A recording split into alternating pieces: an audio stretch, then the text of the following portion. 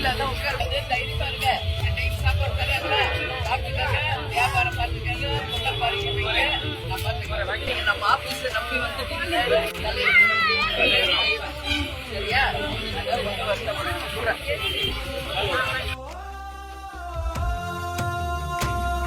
அந்த ஆகாயம் போதாத பறவை உண்டு, நதி கண்ணாடி பார்த்து. எத்தனை பசங்க உங்களுக்கு? ஒரு பொண்ணா ஹஸ்பண்ட் இல்ல, பொண்ணு மட்டும்தான். நம்ம ஆபீஸ் நம்பி வந்துட்டீங்க, சரியா? அதான் ரொம்ப வருத்தப்பட சிலரின் பேரத்தான் சரிதம் ஆழமாய் காலங்கள் போனாலும் பேசும். அது யாரென்ற எங்களை நம்பி வந்துட்டீங்க, தலைவர் இருக்காரு, நான் இருக்கேன் அப்படின்னு கையெடுத்து கும்பிட்ட பூக்கார அம்மாவுக்கு கை கொடுத்து தூக்கி விட்டுருக்காங்க பிரேமலதா விஜயகாந்த். வெயில எல்லாம் உட்கார்ந்து தைரியமா இருங்க. டைம் சாப்பாடு தராங்க, சாப்பிட்டுக்காங்க, வியாபாரம் பார்த்துக்காங்க, முன்ன பாருங்க வைங்க. நான் பார்த்துக்கிறேன். நீங்க நம்ம ஆபீஸ் நம்பி வந்துட்டீங்க, சரியா? அதான் ரொம்ப வருத்தப்பட சொல்றேன். கோயம்பேட்டில் உள்ள தேமுதிக அலுவலகத்தின் நுழைவாயிலில் நீண்ட நாட்களாக பூ வியாபாரம் செய்து வந்த மாற்றுத்திறனாளி பெண்ணுக்கு உதவிக்கரம் நீட்டியிருக்காங்க பிரேமலதா விஜயகாந்த் அவர்கள்.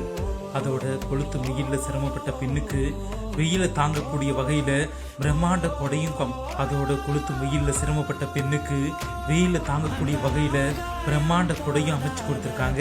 மாற்றுத்திறனாளி பெண்ணுகிட்ட நலம் விசாரிச்சு அவங்க கண்ணீரை தொடச்ச பிரேமலதா விஜயகாந்தின் செயல்தான் இப்போ பாராட்டுகளை பெற்று வந்துட்டு இருக்கு.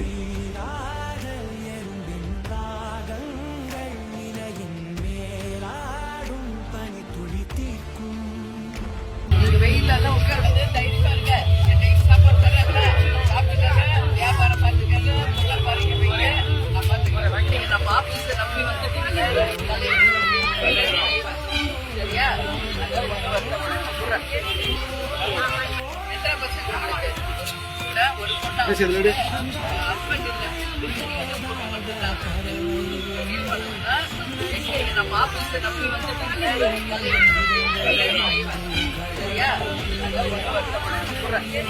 வெயில எல்லாம் உட்கார கூடாது.